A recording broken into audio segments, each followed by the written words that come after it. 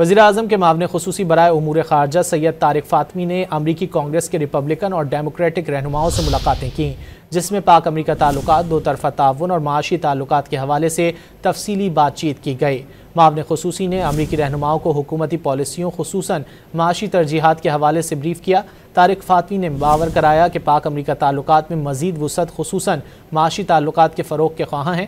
دو طرفہ تجارت اور سرمایہ کاری کا فروغ اولین ترجیحات میں شامل ہے۔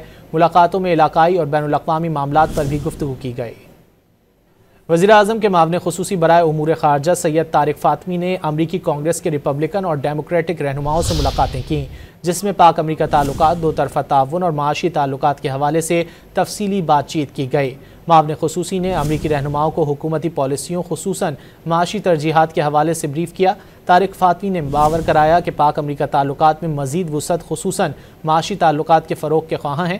دو طرفہ تجارت اور سرمایہ کاری کا فروغ اولین ترجیحات میں شامل ہے۔ ملاقاتوں میں علاقائی اور بین الاقوامی معاملات پر بھی گفتگو کی گئی۔